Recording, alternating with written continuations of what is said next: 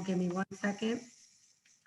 Hello and welcome to Travel Talk with Tammy. And tonight, our feature is interview with a female pilot who soared in COVID-19. At Single Life Today, we like to bring you incredible information and new ways to have fun, learn, and connect. And tonight we're going to meet Maria Lamia. And Maria actually happens to be one of our Singles Travel International members. We've met on vacation before, but tonight we're going to talk about what she does in her personal time. She is a pilot and she has a great story to share with us. So we're going to ask her some questions, and I hope you enjoy the session with one of your own members. Who knows, you may even meet Maria someday on one of your vacations. Hi, Maria, welcome. Thank you. Thank you. Nice to be here. Awesome. So Maria, let's just start out with, what was it that got you interested in becoming a pilot? I wanted to be an air traffic controller for the Air Force. I joined ROTC at the University of North Dakota. And then I decided not to go in the military, but the reason I got a pilot's license, and this is back in 1976, is I wanted to be able to talk down a plane. If I'm talking them out of the air and telling them how to land and giving permission to land, I needed to get them down if they had a problem. Suppose they have a left seat or right seat person, and the left seat is, let's back up. Left seat is the pilot. The right seat generally is a passenger or maybe a co-pilot or somebody else knowledgeable. Or it could be their spouse and they just fly for fun, but don't know how to fly. So now the left seat, the pilot, is down. How do you get that plane down if the pilot is unconscious for some reason or having some medical issues? So that's why I wanted to learn how to fly so that I could be a better air traffic controller. So I did get my license from the University of North Dakota in 1976. And then I didn't go in the military, and I graduated my accounting degree and started a family and moved to Atlanta, Georgia. So I never flew again until 2013. Right, so you might look back and say, well, those flying days are over, right? Now I'm going to have a family and life goes on. But then you got back to flying. So was there something in particular that inspired you that you went back to it? There was a meetup group in Milwaukee, Wisconsin, where I was living at the time. How did I get from Atlanta to Wisconsin, or from Atlanta to Wisconsin? I got a job transfer. So I moved up there in 1997. And so anyway, I got involved in the meetup group, which are singles, so it was Boomers group. And one of the people that I talked to was a pilot as well. And he was in this group and he said, "Why are you on the ground?" So he connected me with local pilots and local area clubs. And that's how I got back into flying. He told me about the 99s, which I will talk to you about later. Okay, so you were at a singles meetup group and probably talking about all kinds of different conversational pieces. And it comes up that you tell this gentleman that you're a past flyer. So yeah. He's pretty direct. He says, "Why are you on the ground?" Exactly. Because I told him I wasn't current, and I got it back in 76. He says, "I'm not current." He says, "Then why are you not on the ground? Get up. Here's what you have to do." So he's been a good instigator in my pursuit today. So when you heard that from him, what were you feeling? I was kind of like, okay, what do I have to do? I was kind of shocked. And I thought once you got your license and you didn't renew it and you didn't stay current, you're done. You have to start all over. That's not the case. You can get current. You just have to go fly with an instructor. You always have your license. It's for life. So all I had to do is go back and get current, go flying and review all the FARs and review all the different regulations and show that I can proficiently fly a plane. Now, I mean, did the whole concept of doing it again make you feel nervous, or did you feel butterflies, or? Oh yeah. Getting back up, I started flying with Don in 2013. And I flew in a 150. A 150, a Cessna, is a two-seater plane. And I flew out of a grass field airport in Palmyra, Wisconsin. And you're flying out of there. And one end, there's a chicken farm, and they have eggs and all that stuff they manufacture. And the other side, they have a bunch of trees and a lake. So you had to fly in and out of there. And my butterflies in my stomach were like, oh my gosh, I can't do this. But he calmed me down and I was fine. I was able to fly. So we went off and on. At the time I was flying, I was learning, get back into flying. I was doing a lot of traveling for work because I worked in compliance and audit and worked with SOX audits. So I was always going and flying. And of course, in Wisconsin, the weather is always very iffy. So if you don't have the plane, that's one reason, but then the weather can also hamper you from flying. And then also if you don't have an instructor. So you have a lot of elements to be all at the same time. You have to have the plane, you have to have a good weather, you have to have an instructor until you can get current. So anyway, he passed away in 2015. And then I got some other instructors, CFIs from there. June of this past year, I got current again after 44 years. So I can go fly anytime I want now. Right. But I just took 1 week of just, okay, I'm done. I'm going to fly. And the CFI and I just did it every day for a whole week. And by the end of the week, I was up flying and I was soloing again as per se. Okay, what's a CFI for those of us who aren't in your work? A CFI is a certified flight instructor. And then you have a CFII, which allows them to teach instrument rating, which I am doing right now. I'm starting my instrument rating. And I've been up a couple hours already underneath Okay, Pfizer. let's talk about that a little bit. So your instrument rating, that was one of the things that you decided to take up recently, right? Because it was, Yes, one of my goals was to do the Air Race Classic once I found out about 99s and this and read more about how this all got started, is to do the Air Race Classic. And that started back in 1929, and Amelia Earhart and several other women pilots were flying at that time. And it was all the reason why they did their own race is because the men back there said the women can't do this. They can't fly it. They can't race. They don't know that that's way beyond their capabilities. And there was an air race that was started out of Cincinnati, Ohio, and they were racing there. And the guy by the name of Hendricks actually was doing all these flight races, a big promotion, and would make lots of money. And anybody who won the race made a lot of money, but it was mainly all driven by men. Well, the women got upset because, hey, we can fly, we know how to fly, but the many times they didn't have a plane, so they had to get a plane, or many times the aircraft manufacturers at the time would give a plane to a woman and then they would fly it to say, hey, if a woman can fly this plane, guys can definitely fly this plane, because back then. There's a great book out there that you can read. It's called, I believe it's Fly Girls, and talks about these races back then. Anyway, so I always thought that was really cool to go fly this race. And it's been going on every year, except the last 2 years, because of COVID, has been canceled. So the spring, I was going to do it this spring. That's why I needed to get my IFR. I don't have 500 hours. That's one of the other requirements. The girl that I'm flying with, she is close, but not there as well. So we're both busy working to fly to get our instrument as well as the number of hours we required. But this year they're going to do a derby instead, but we'll do a derby in place. We don't know the rules yet. They're going to publish here shortly. So, but next year in 2022, I will be doing the Air Race Classic.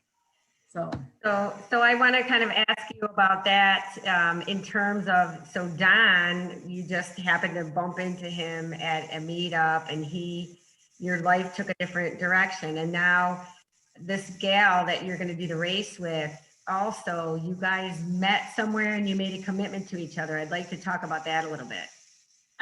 Yes, we met at the Dayton International Conference.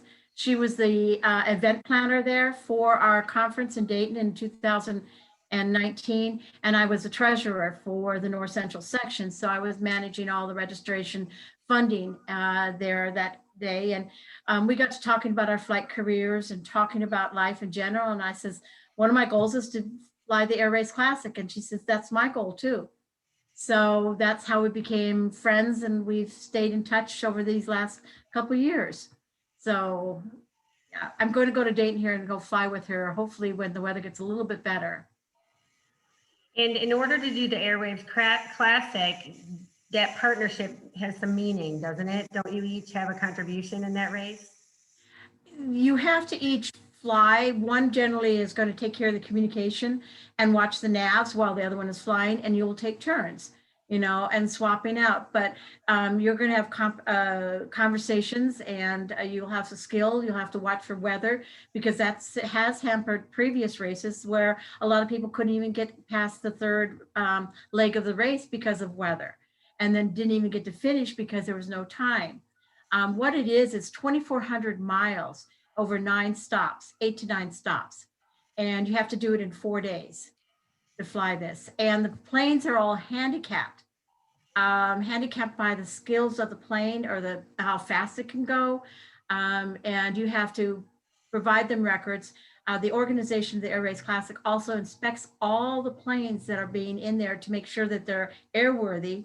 And if not, you have to fix them before the race.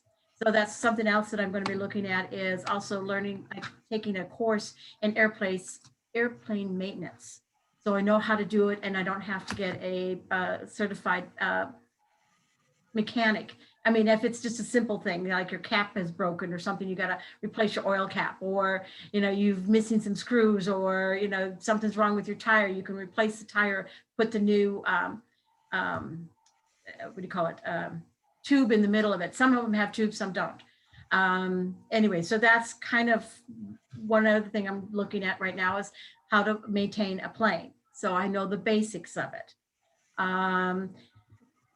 Yes, so I know. Okay, so the race is 2,400 miles over 4 days, 9 stops. So you two partner, and then tell us about this IFR, because a lot of us, if we're not pilots, we don't know what that means.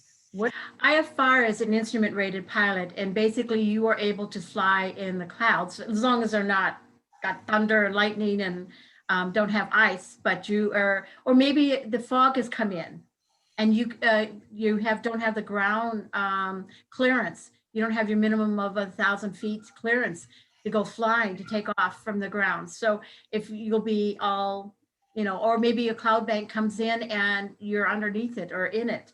It just allows you to be able to fly your plane safely and be able to abide by certain guidelines. They have ILS approaches, which are precision flying into an airport. Also, you have what they call as different VORs, which help track the planes so that they can be guided along the ground.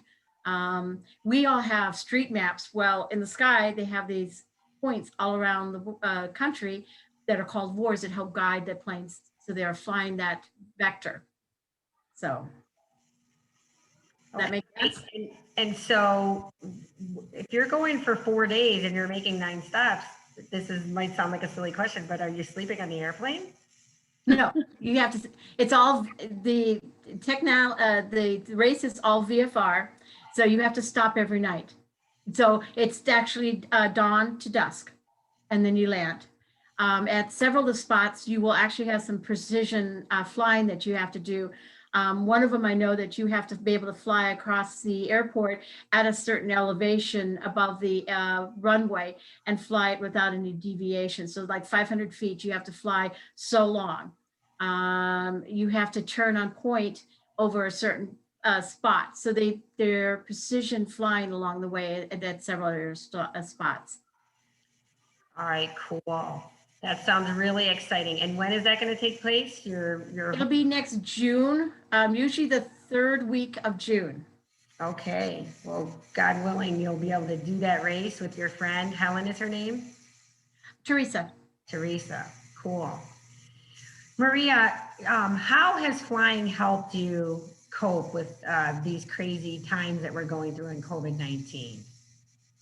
Actually, it's been nice. It's been able to go and see the world. I can do my mini flying. I can take my adventures.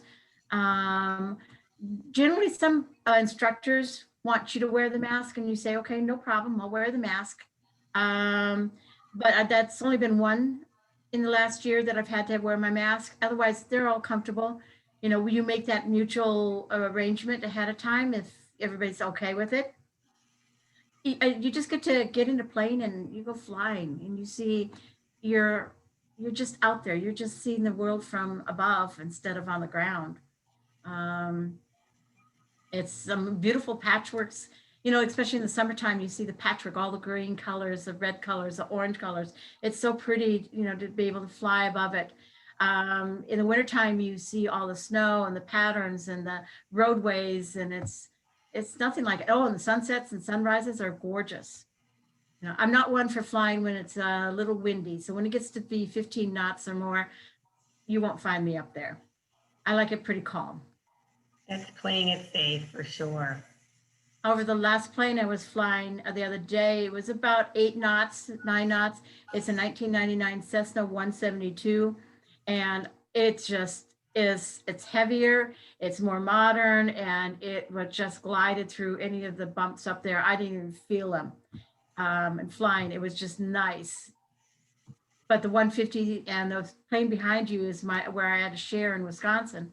You could really feel the bumps, but this one was much heavier.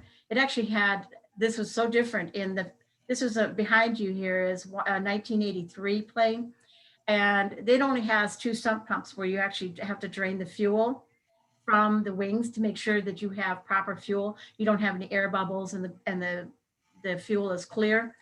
This one has 13 that I flew the other day. It's you have three underneath the cowling of the plane, and then the rest are on the wings. So that's, you actually fill up a whole little jar with your fuel, and then make sure it's all clear, and then you actually dump it back in the plane when you're checking your fuel, so you don't throw it out on the ground.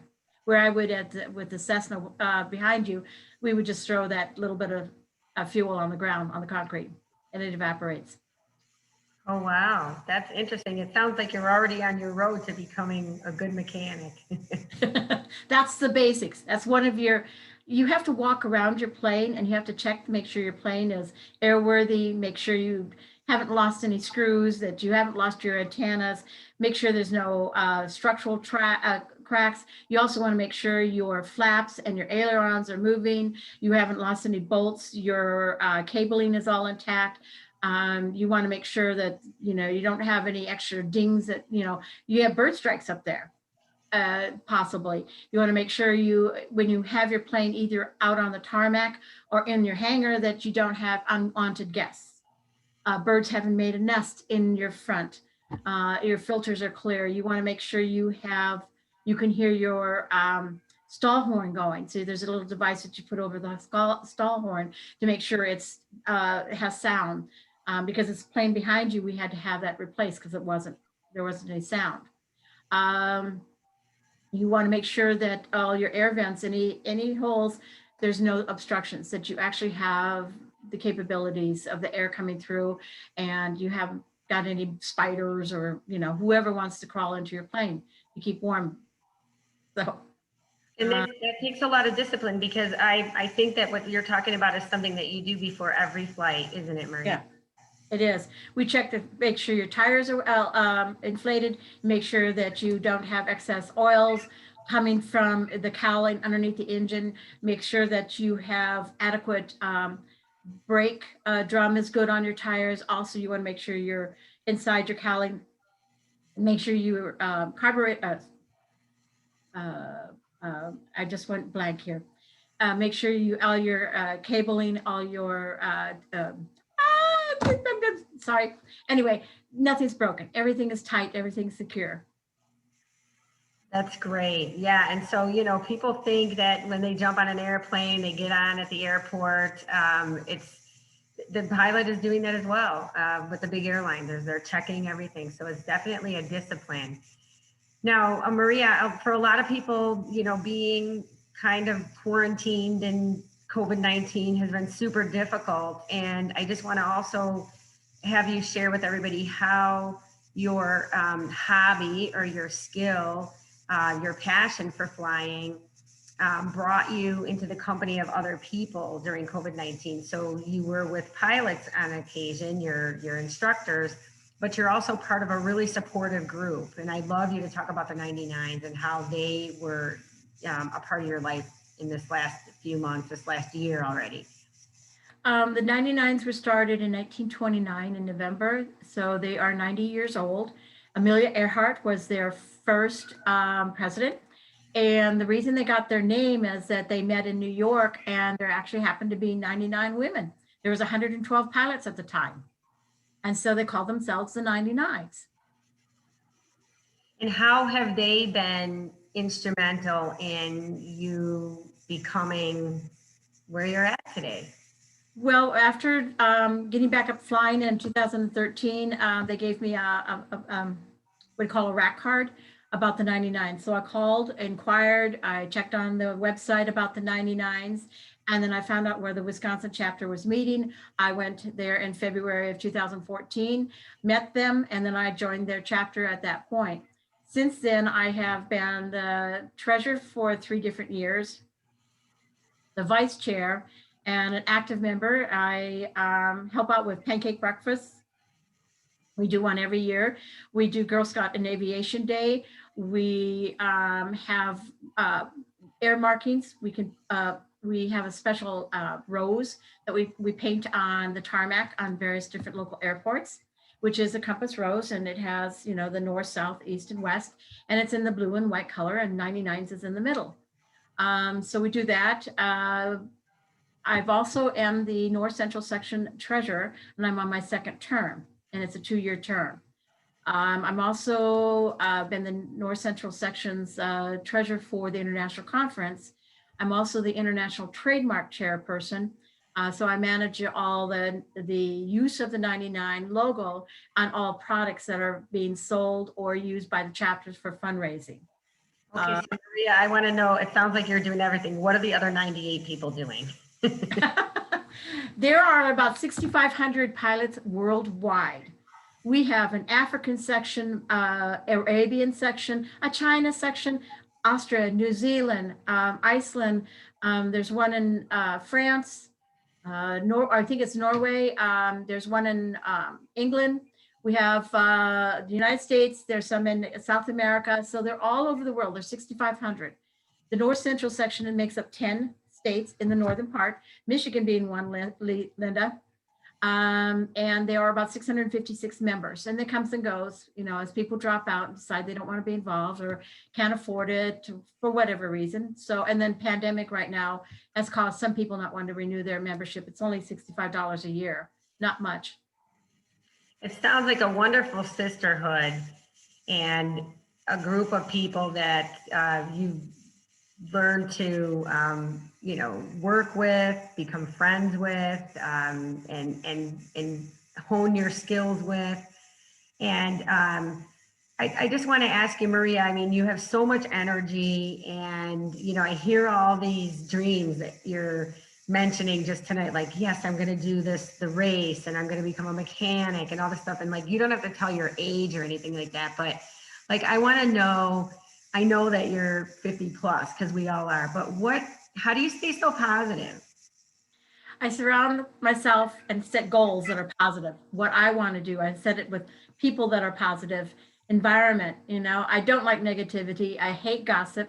It has to be positive people. It has to be people who like having fun and doing fun things, going adventure. That's how I got involved in singles travel. I wanted to travel. Every time I says, hey guys, let's go travel somewhere. Let's go to Europe. Let's go here, or go to New York, or go to Arizona. They say, oh, I can't do it now. Can't do it. I says, I'm done. I'm just going. And that's what started. I found singles travel, and I've been traveling since. Been on about 30 trips with Tammy and crew. Great. And a little bit earlier we were chatting, and you said you have a daily practice, and I thought that might be inspirational to some of the listeners here. Do you mind sharing that? Yeah, I like to read every morning. It's called Confident Woman by Joyce. Joyce Meyer is what her name is. And it's got a new topic each day of the year. So I read it. I'm on my 2nd time of reading this now, and it just gives me different points to do. And it's takes a 5-minute read, and just kind of, you think about it during the day and you just keep going. It's just positive outlook, things to think about. And yes, it's religion based, but it's not one religion or another. It's just, hey, the Lord is here to help you out. So I'm not going to talk about religion. This is not the point, but that's my basis. Yeah, that's okay. I mean, that is your fountain. So we're wondering why you're so positive, and that's your truth. So thanks. And I have just, I want to know, because I know that in doing interviews and doing our events here at Single Life Today for the last, gosh, I don't know, 5 months, we just started this. I sense a desire among our members who are out there. A lot of us are, 50 plus, some of us are just retiring, and we're trying to figure out what to do next. And we have these feelings, right? Like that night you met Don, you might not have thought about this, you push this back, but it might be something that we did earlier on in our lives. And now that we're free, we're not working anymore, our kids are grown, maybe some of us are single again, or we're divorced and we don't have to take care of anybody. We're like, what do we want to do? But there's something that holds us back. There's something that is keeping us from aspiring to or achieving, fulfilling who we really want to be. So I know I sound like this is a big lead up to the question here, but what advice would you give to a woman out there like you who has a dream and she's feeling maybe not able to do it for some reason, or just feeling like, a little bit just needs that extra push from somebody? What would you say to somebody to give them some inspiration? Just do it. Don't hold back. Just do it. You'll regret it. As I told my son, I says, the reason I travel is because, and I want to do this is because I don't want to be in my wheelchair and be upset that I didn't get to do what I wanted to do. My mom got really, sorry, but she got really bitter towards the end of her life, and she just kind of sat on the chair and didn't do it. I says, you just got to go and do it. Don't just think about it. So I don't want to be bitter like her. I want to be positive. I don't want to be in my wheelchair regretting that I didn't try to do something. Just go out and do it. Just go ever. There's people I've met along the way at different events, and they says, yeah, I always wanted to be a pilot. I says, well, then just do it. I can get you connected with a flight school. I can get you on a discovery flight. You can go to EAA chapters, and they will take you up on the flights. They usually have them when COVID gets over with, they'll be back giving discovery flights. Just go out and fly. Go to a flight school. They have discovery flights all the time. Greenville's got like about 7 or 8 flight schools. They're always giving discovery flights. Just go do it. You can, the sky's the limit. If you're young and you're not in a wheelchair and you're decent in health, just do it. Anybody. Actually, Wisconsin chapter now has somebody who's in a wheelchair and they're learning how to fly. So you can fly. Yes, you can. There's accommodations. There is actually a gal. One of our articles from the '99 magazine had somebody who had no arms, and she flies her plane with our legs. That was out about a year ago. So they can work with you. They'll get it. So she did get her pilot's license. She is going on. So you can do it. You don't have to just sit there and moan about it. Don't, be positive. Fill your boat with positive people. That's awesome. You guys, you heard it here. Thank you so